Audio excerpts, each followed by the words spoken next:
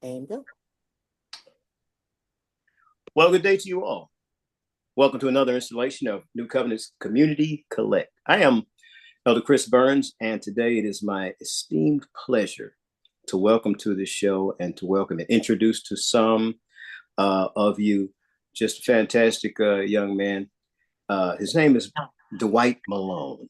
He is doing wonderful things and great things. He's of Florence, South Carolina, but really of the world of health and fitness. And so just tone down the other things that are around you right now, lean in, pay attention. He's going to be speaking to you in some fashion or form. So let it happen. All right. Thank you for showing up today.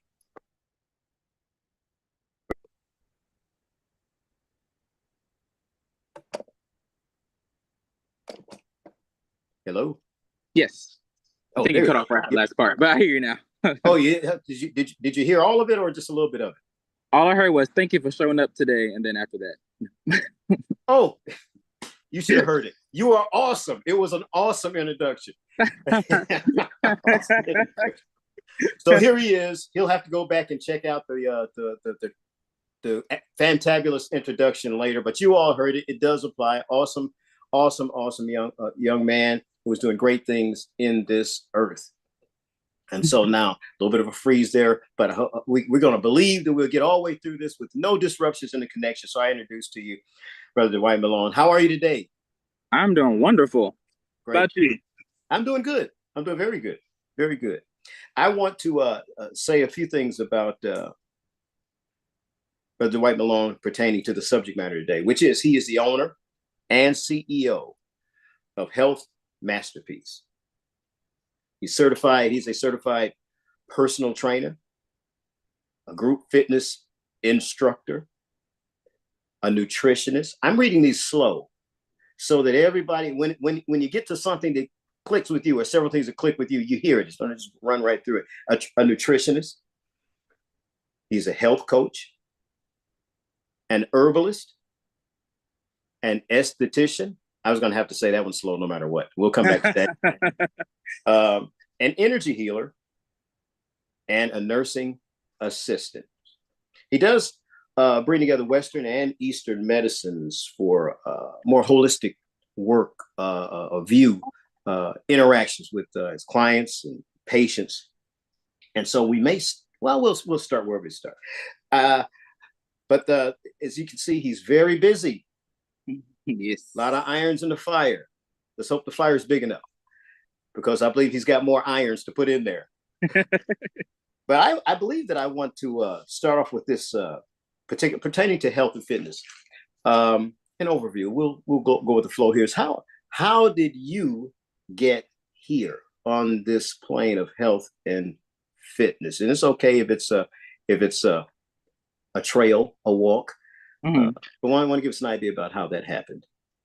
It was really crazy because even my mom used to tell me like I was her junk food child. Like I did not like to eat or I would just snack. Um, but I always said I love transferable skills.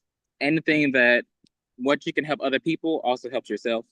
Mm. So everything I did started with me just wanting to do something for myself. Mm. Like I went out one day, I had this huge revelation. I said, I'm going to be completely healthy. I said, I'm going to get me my own esthetician. I'm going to get me a personal trainer, get me spiritual coach, and I went to therapy. And undergoing all of this stuff helped me so much. And I was like, you know what? The world needs to be able to have this as well. So I said, I'm going to learn and really teach off of my own experiences to help other people as well.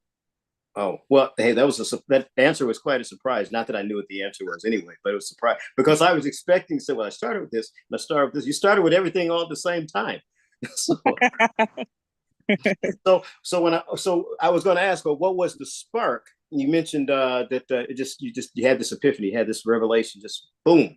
Was there anything before the revelation? The revelation just came out of nowhere. And by the way, how old were you, and how long ago was that when this happened?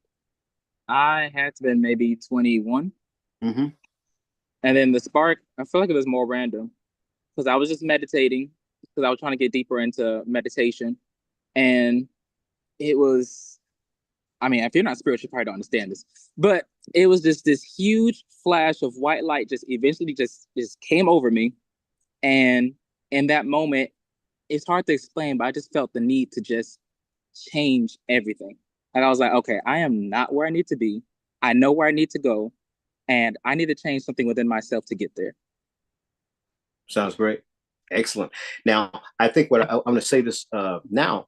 I want you to be free to just express everything about how this occurred, with the spiritual part or anything like that.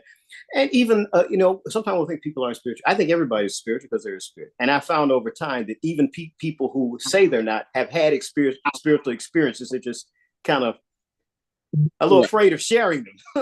So go ahead, be free in every type of expression of what God has or what has really happened inside of you and all of these different steps down these avenues.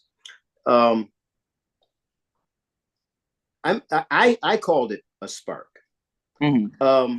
And you said that you were like you just loved junk food coming up. Were you before the revelation? Did you see anyone or any persons that were doing what you do? Yes, I think especially with this new age of social media, I've seen a lot of personal trainers and different people doing a lot of different things, different influencers. But nobody I ever know did it to the degree that I did, which was combining it with spirituality. Right. Well, basic life adjustments. You named a lot of different things that happen all at the same time. But because of you being an instructor, helping other people in different disciplines or different areas, what have you noticed as one of the greatest basic life changes? Whether it happened with you or you've noticed it over a period of time and recognizing how they occur with other people. What are some of the basic life, what you would perceive to be some of the best or biggest or life changes? No, it doesn't have to be the same thing for every person, but what have you noticed? What do you mean? Like what influences? What type of life changes tend to have the biggest impact to opening the door to some of these for some of these routes for people? Because people make decisions and then they go back up. What ends up being one of the key things that gets people on a track they at least really intend to stay on and begin to have some kind of success with? Maybe that's a better way of saying it. I feel like it really does have to be like health checks and reality checks. Because of course you go to the doctor, all these doctors tell you all these things. And some people they'll listen, many people don't, obviously, and they keep on going. But like for instance, I had this patient the other day, and he was telling me, he was like, I want to let you know that you're in the right place for what you're doing. Because he was like, I wish I did. He was a diabetic, and like most diabetics, they don't always feel all the pain and everything. So he got both his legs chopped off. Right. And he was telling me, I wish I know what I know now. He was like, it pushed me to learn so much more, to get better. But by that point, it's too late. But he said it's not too late to keep going from now. And for most people, unfortunately, it is too late. But it is those drastic life changes that I think pushes them to make other life changes within themselves. Right. Now, as far as how to keep that from happening,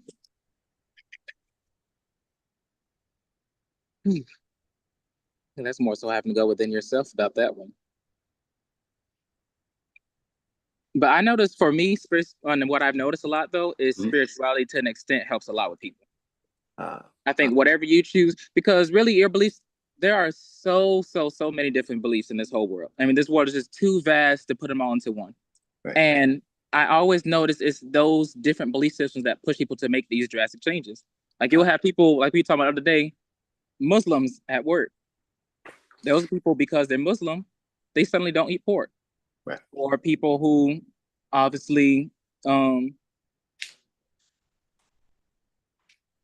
lot of things have to do with dietary changes when it comes to religions. But because of that, they're also really on the right track for certain health goals too, as well. Right.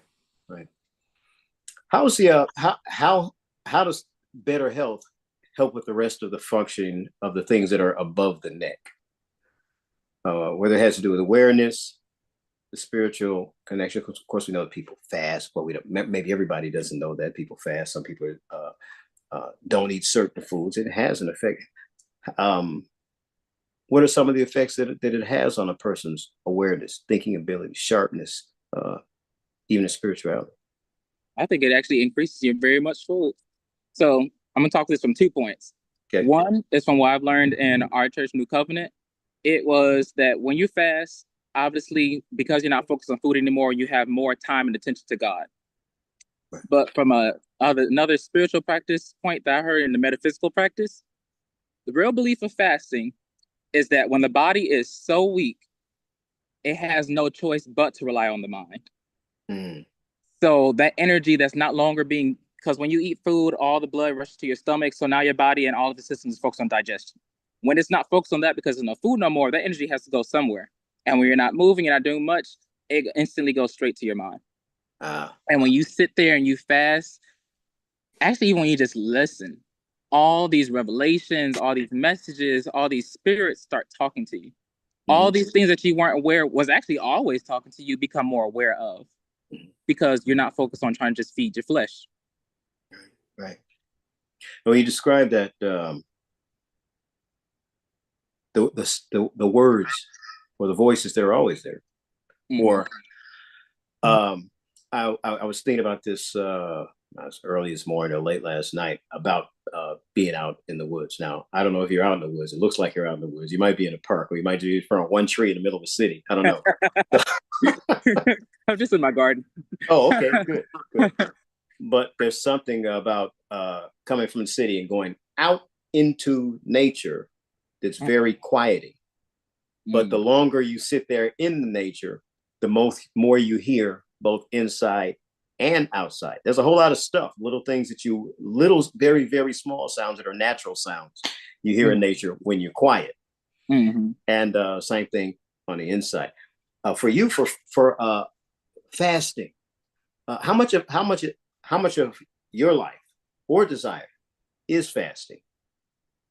Maybe I said that backwards. How much is fasting part of your life, or in how you proceed on this health track? I feel like fasting is, I at least try to fast once a week. Right. It's just good to just get away from the world and check out. And then in return, it helps you with actually knowing how to really interact with the world from a holistic point of view.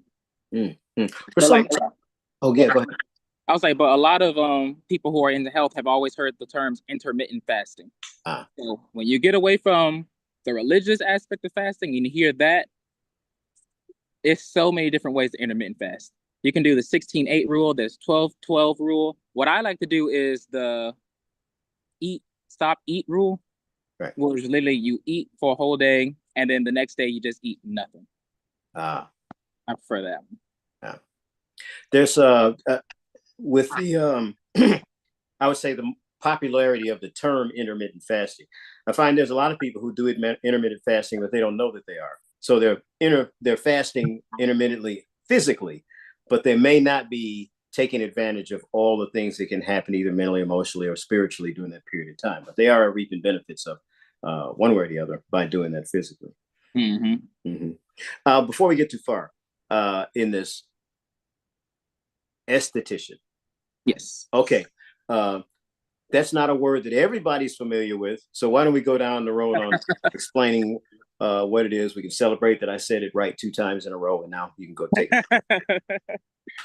Well, basically, an esthetician is a skincare therapist or a skincare consultant, or even, like I would say, a skincare specialist. Their whole overall knowledge is based on how to take care of the skin. So another way that most people say it is just like doctors and nurses. The doctors pretty much put the orders in, the nurses carry them out.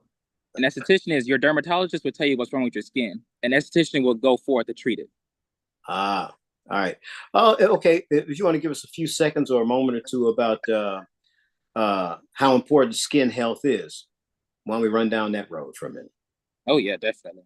I wish more people took care of their skin the way they should. The skin is literally the biggest organ in your entire body. Every single thing that is wrong with you, you will see first through your skin. And I remember one instance I had, which was before I even got into skin, my grandmother actually told me. It was when I think I was 13 or 12 years old. I had appendicitis. which means my appendix got infected. And I remember when they took it out, and one of the first things my grandmother told me was, she said, once they took your appendix out, all of your skin instantly started glowing again. At that time, I was just like, oh, okay. I don't really see how that connects, but I'm glad I look good. So You're not advising people to have their appendix taken out to get pretty, are you? right. No. Oh, okay. Disclaimer.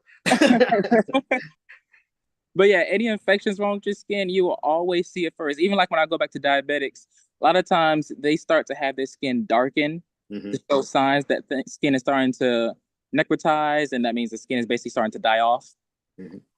You have when people suddenly just have out of nowhere breakouts, and the first thing you have to realize is, okay, what's different? What did you change? What did you eat different? All those different things. So your skin is literally the first message you should listen to. Right. That's right. Right below, what are some things, even if you don't have necessarily any problems that have shown up on your skin? What good advice do you have for people to do some basic things of taking care of their skin? Basic things. I think one of the most basic things that I think everyone always goes to when it comes to skin is aging. Taking care of your skin, simple for the fact of just aging. Because most people, when they get older, then they want to start doing all these retinol oils and these vitamin A things. But you really should attack those things from the very beginning, and you won't have those issues later. So the basic things that you can always do is cleanse your skin, moisturize, and if you can get a toner, but without even getting all extra. Really, if you can just cleanse and moisturize. And sunscreen. Please do sunscreen. Not enough people do that. Okay. One other thing on the skin. Is there anything from a dietary standpoint that really helps the skin? Really helps the skin. If you can do nutrient dense foods, so of course that's your fruits, that's your vegetables, and your lean proteins. Fruits and vegetables are full with antioxidants, and if people who have never heard that, I know everyone has always heard the words antioxidants, but no one ever knows what they are. Antioxidants are substances that basically protect the skin, or actually protect every cell in your whole body, because we have all these things from the sun to the air around you. Like there's this thing that people say, you literally say you live every day, but technically there's nothing people say, well, we kind of die every single day because the air is like slowly killing us. But but there's all these external factors in the world that's actually damaging to our skin. So doing things like really just eating things with antioxidants, which is fruits, vegetables, and green tea. I love green tea. Those are one of the good things. Those things will protect your cells in the long run. And then lean proteins, because those help promote collagen, which helps elasticity. So when you have injuries and as you age, those things start to fail. So you want to definitely protect those. All right. For an example, what are some of the lean proteins? Lean proteins would be chicken, turkey, and seafoods like salmon and fish. But do not fry it, because the most big thing that people don't realize is how you prepare food is what makes it the most damaging. You didn't do grilled. That is probably one of the best ones. Grilled's best. I noticed you did not say ham sandwich. No. That'll be one of the breakouts we talked about. That will come back up. I have another question. It really is about as we begin talking about the dietary part, physical, and moved out to the skin. I want to move out from there to healing energy or energy healer. Why don't you tell us a little bit about that? Energy healing. So what I do is Reiki healing. So people haven't heard that. Reiki is a Japanese energy healing practice. It is the belief that you can literally heal aspects of your body simply by moving energy. So if you ever meditate, if you ever did yoga, anybody, I don't care, like we said earlier, pretty much anyone had a spiritual experience. You have felt energy without knowing you felt energy. If you ever said you walked in a room and it just felt bad, if you ever went somewhere and it just felt like you shouldn't be there, if you even met someone, you're just like, you know what, I don't like you. That's energy. You feel energy all the time. We are made of energy. So, but Reiki or energy healing is the aspect of when you are become aware of the energy. And now you work to actually manipulate that energy. Mm. So for instance, say you had a headache. There's with Reiki that you can put your hands on your head and then you actually start moving the energy within your head, and that can help heal the headache. Uh, uh, So most uh, people go to energy practitioners from that, like you said, Reiki healers and all that stuff, because they're more experienced on how to do it.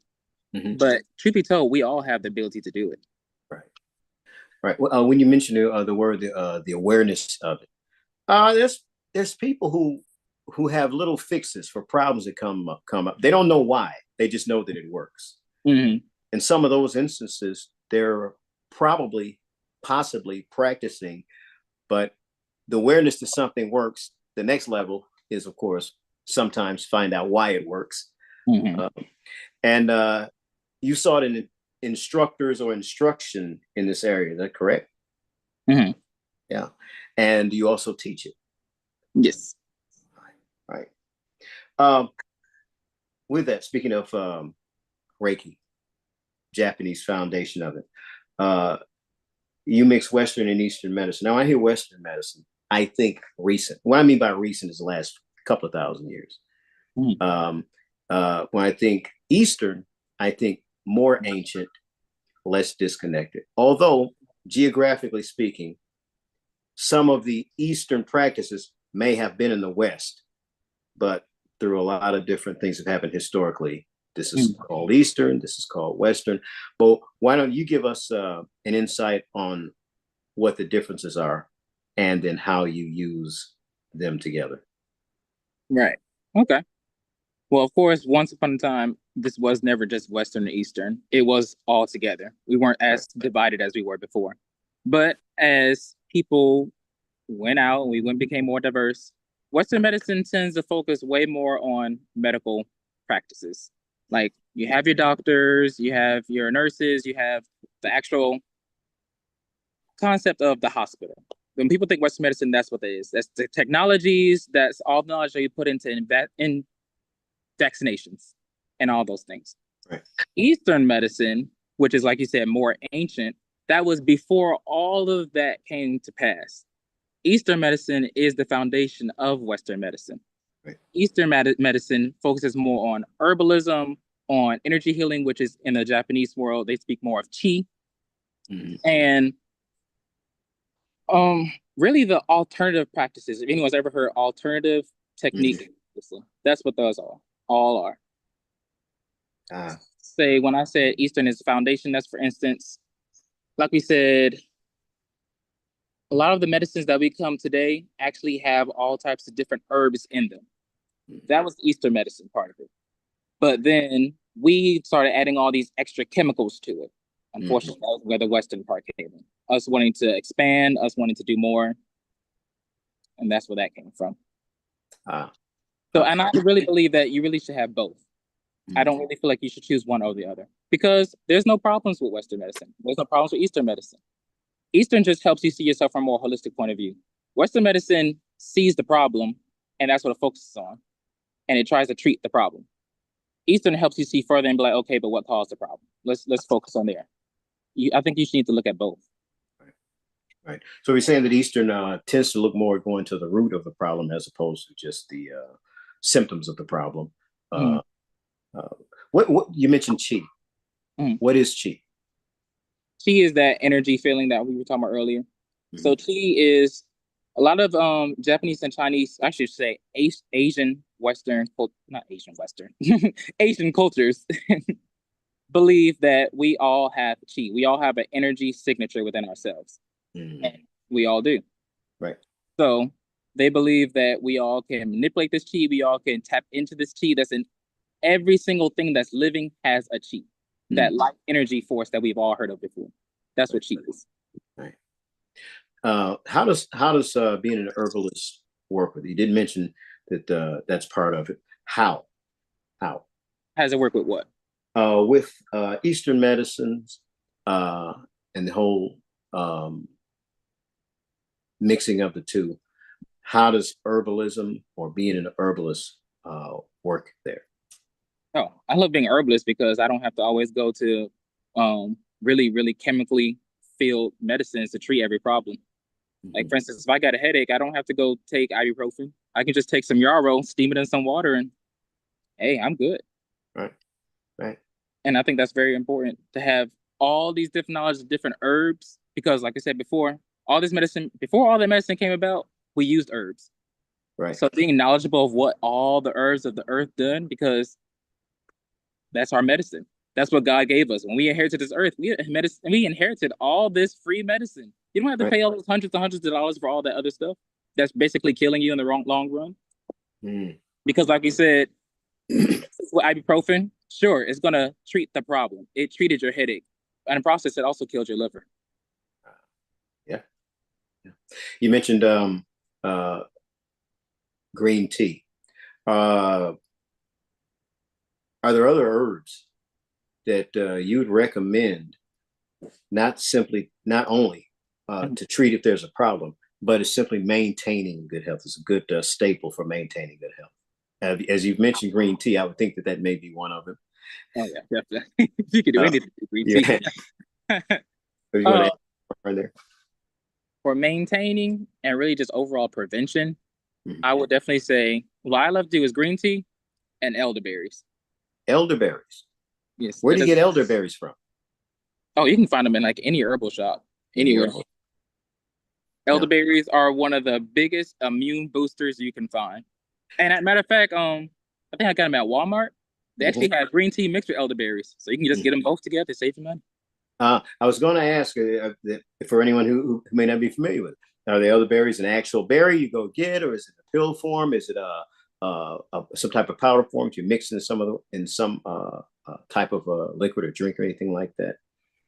So you can actually go get the berries too if you want, but they have them in dried form, where if you have like little old fashioned like pole stone, I don't remember what it's actually called, but like people like smash herbs and then the little the pestle and thing, Now you can do it the old fashioned way, but they have them dry like that. They have them in powder form, and then they have them where they're already mixed in with like other herbs. And that's versus whether you actually get the berry or if you get the elderberry leaves. But either way, the whole plant works. The whole plant, stem and everything. Well, maybe it's not the whole plant. Just focus on the leaves and the berry. Oh, okay. Well, there are a few herbs out there here that's like, just eat the whole thing. It's like, okay, I don't know if it'll help you, but it probably won't hurt you. We'll see. We'll just let you eat it and then watch and see what happens. Right.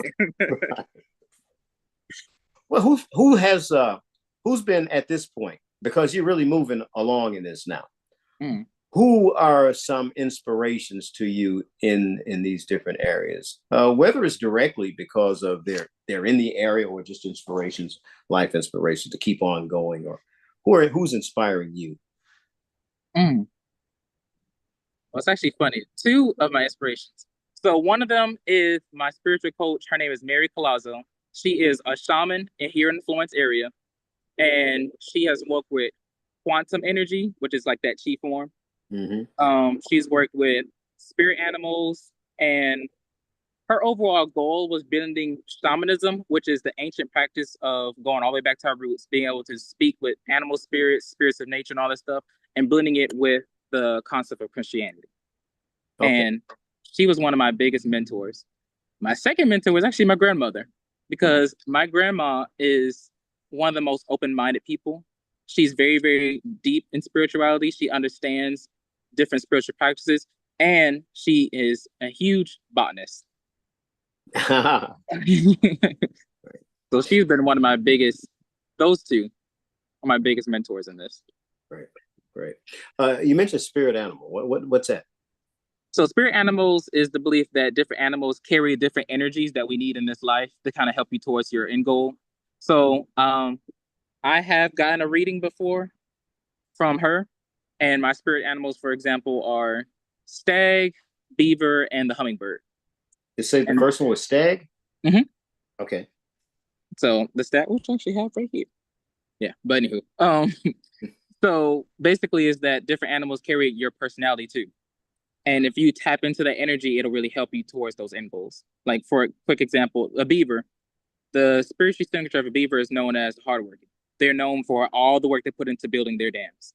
They're known as you said Her something? Hardworking. Hardworking.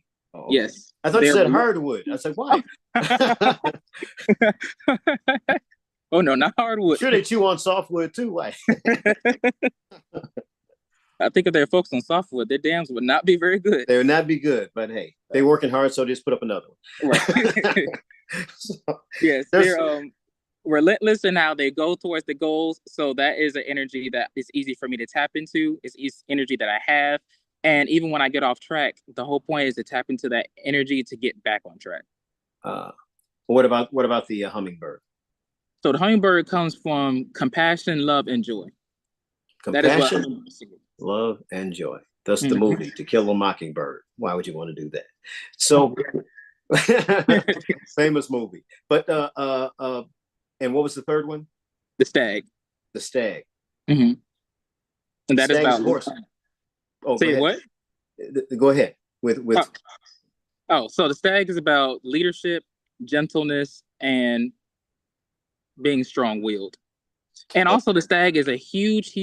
So like even back to like Celtic mythology and everything, stags were known as the bridge between the spiritual and the physical realm. But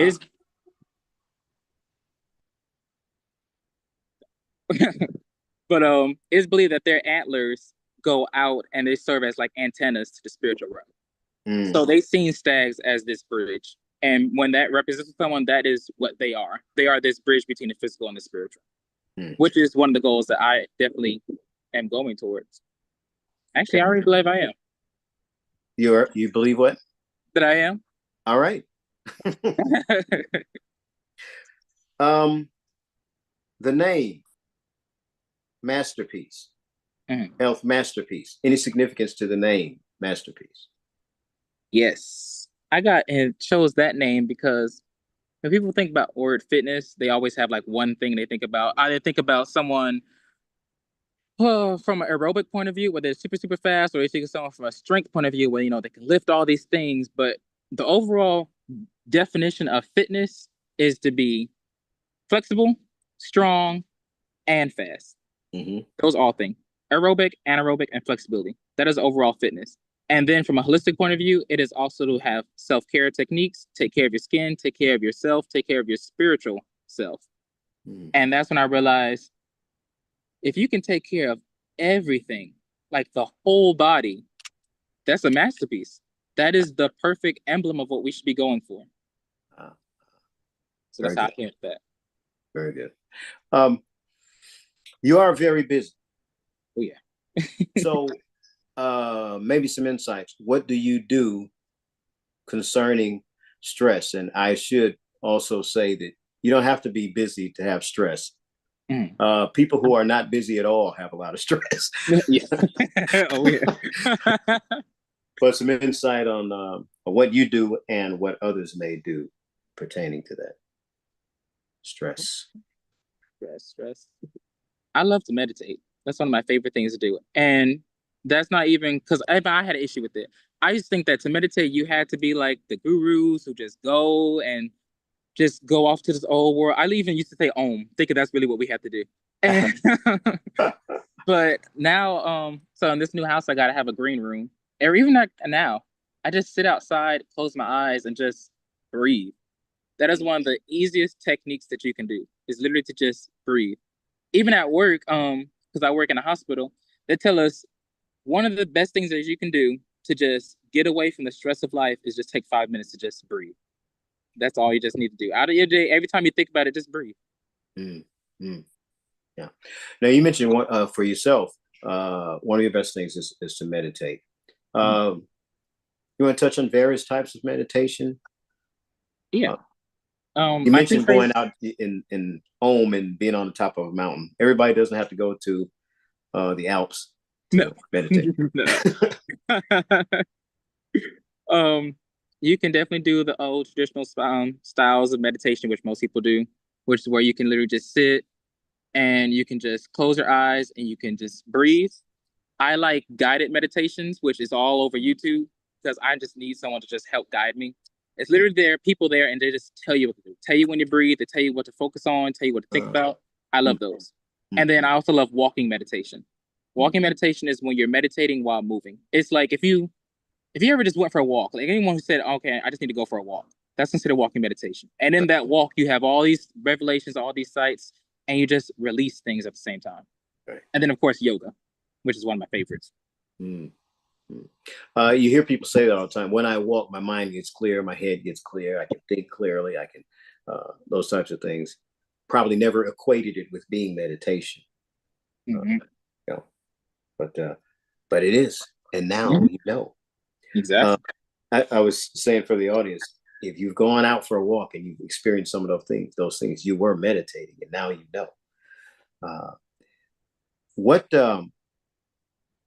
what are some of the goals you have for now? As busy as you are, you don't seem to be someone who just be settled down into anything.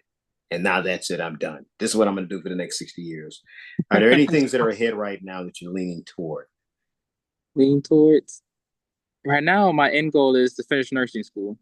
That's definitely my biggest goal because, like I said, in the bio, well, I was like, my biggest goal is because I believe I am a bridge, not just with the physical and the spiritual, but like I said, Eastern and Western. So I know how to integrate that for my clients, like my personal training clients and even my group fitness clients. But now I want to take that to the hospital front. I want to be able to give that to my patients as well. Right. There's we live in a world where there's a term food salad. I mean, word salad. We hear words all the time, and then we get used to hearing the words. And I was thinking, okay, wait, what does that mean? Or the reality that words can change in cultural definition over long periods of times, or sometimes very quickly. So the word holistic applies to what we're talking about here, but it's also a word that I've been hearing for decades and decades. So there may be people who've heard the word. There may be people who've never really heard the word. It passed by, just it was in their earshot, but it never settled anywhere. And there's other people who've heard the word and they think they know what it means, but not really giving any attention to it. So when you say the word holistic, why don't you give us some insight of what you mean by holistic? When I say holistic, I'm talking about the overall being. So, like I was talking about earlier, when you address one problem, that is not considered holistic. That is literally just treatment.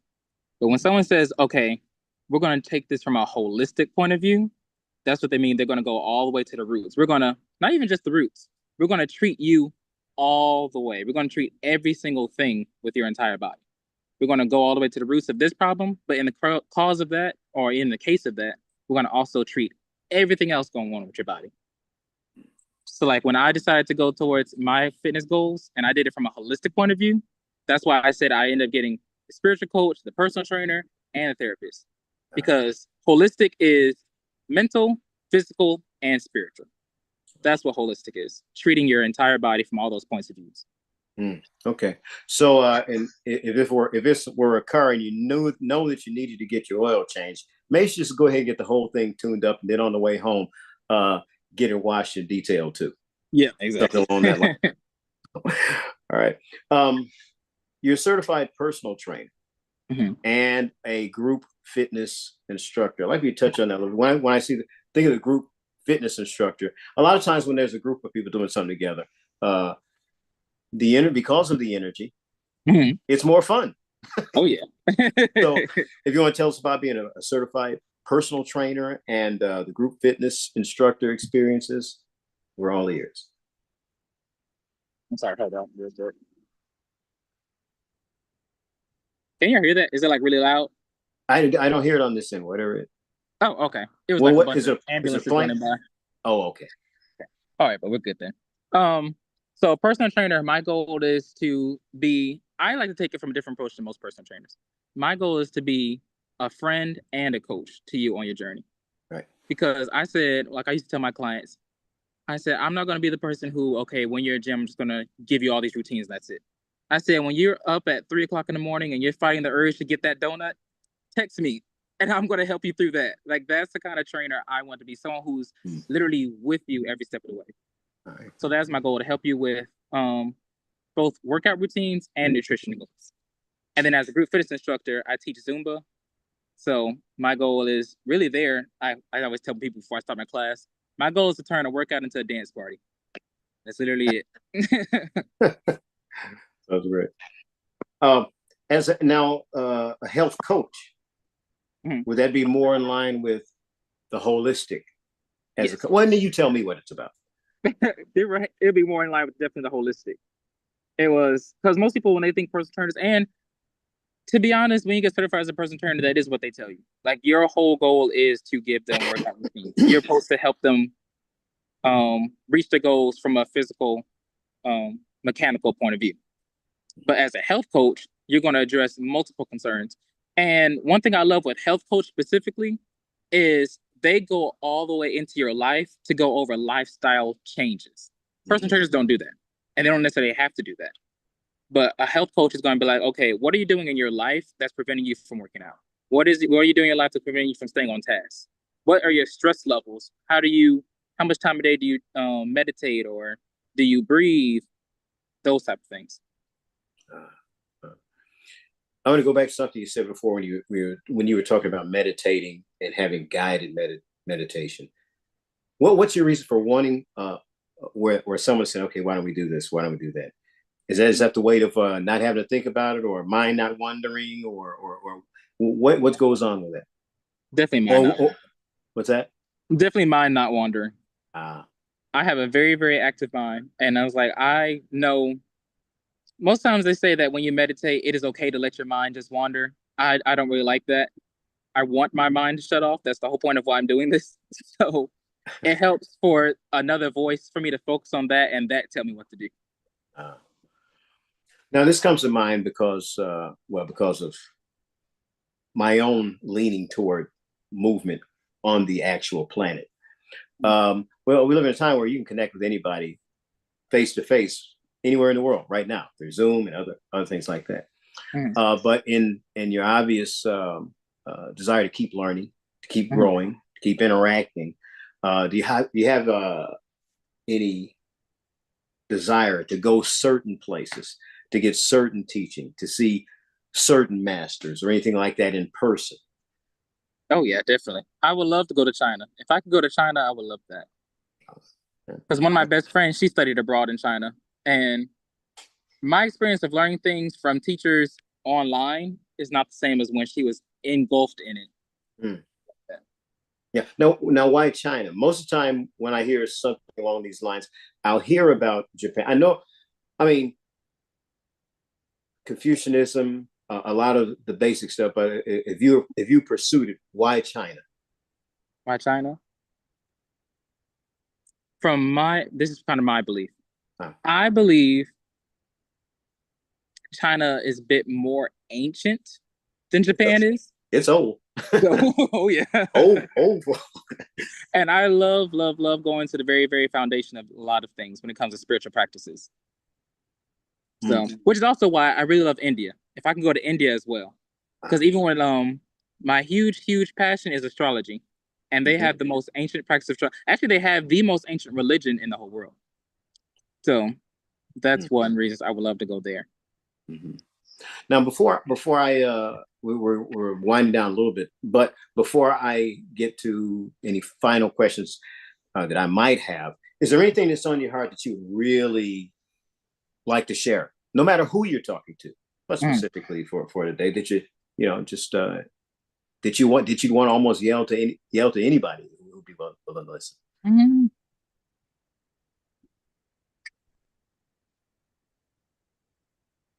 I think one thing that I've learned in this life so far is whatever helps you get to the best version of yourself, whatever it takes, no matter what you choose to believe in, no matter what you choose or how you decide to get there, as long as it helps you become the best version of yourself, then do it.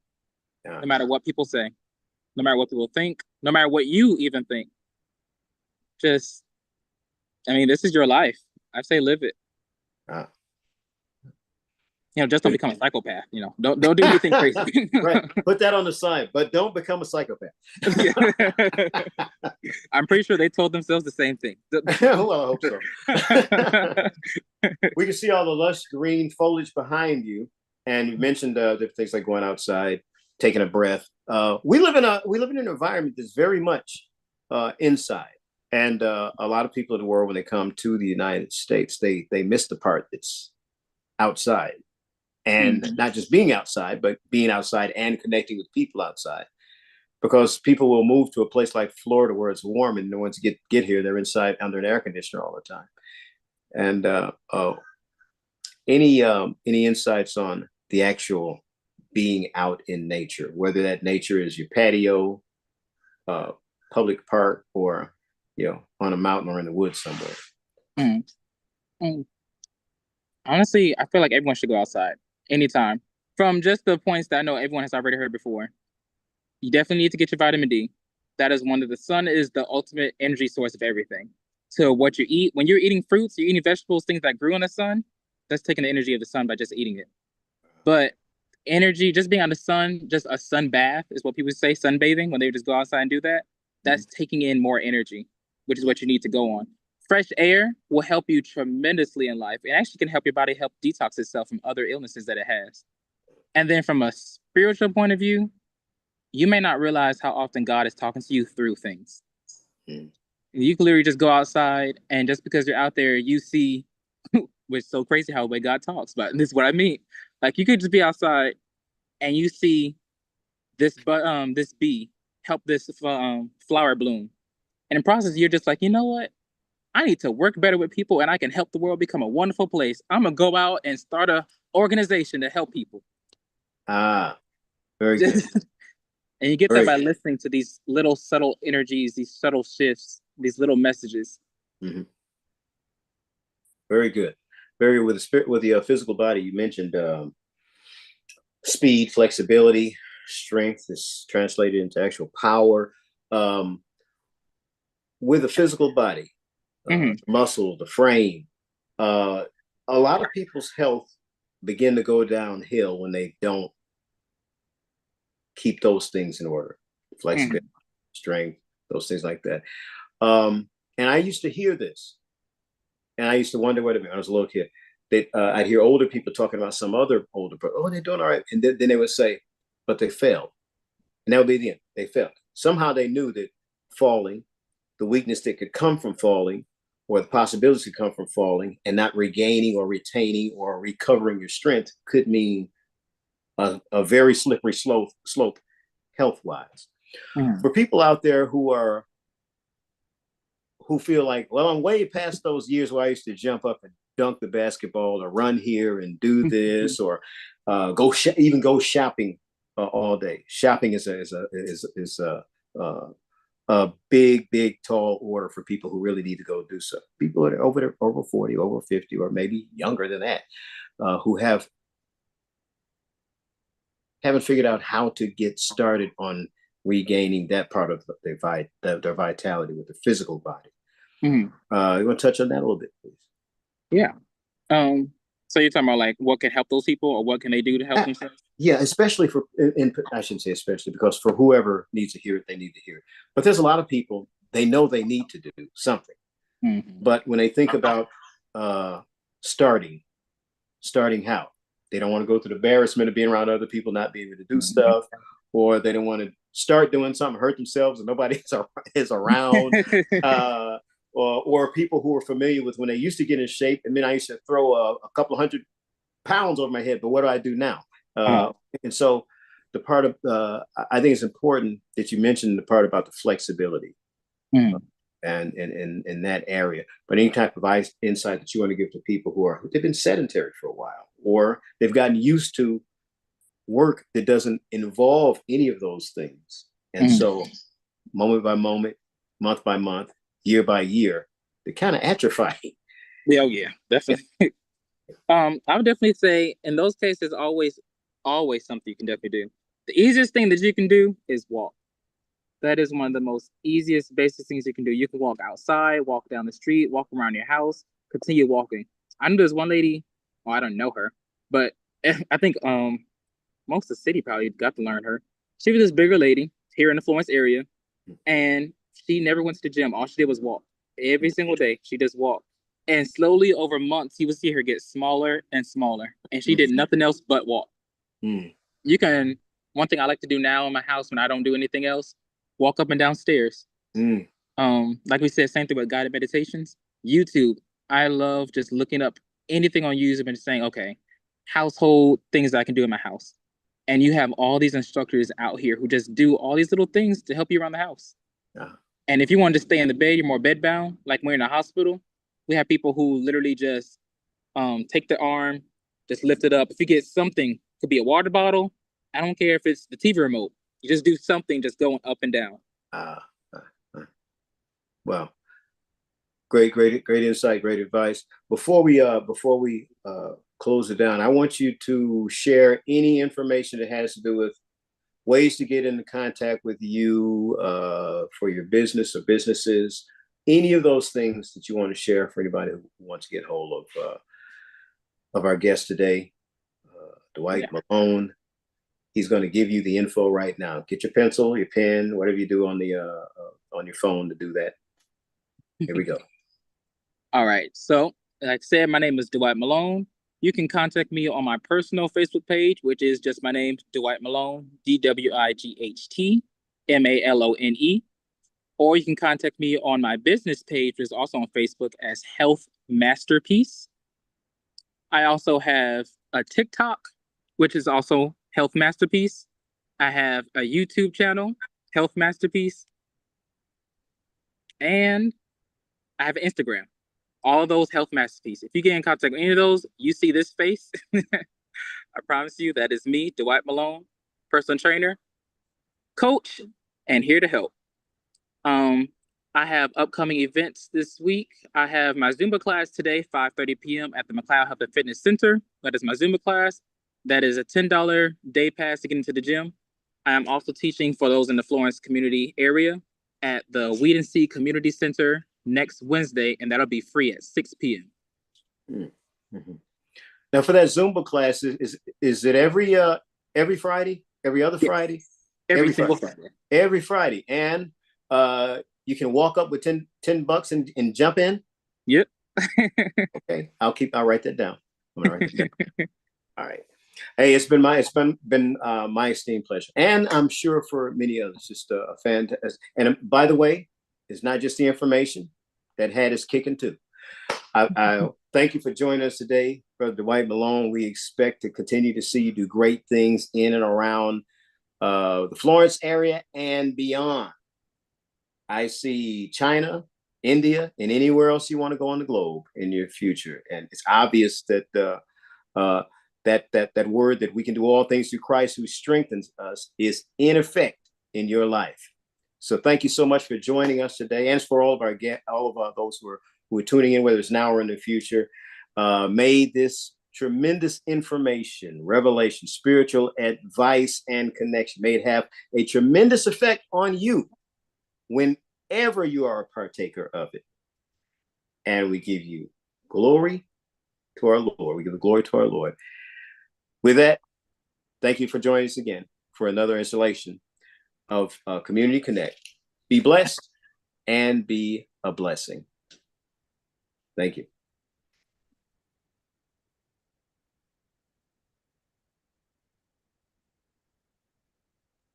All right.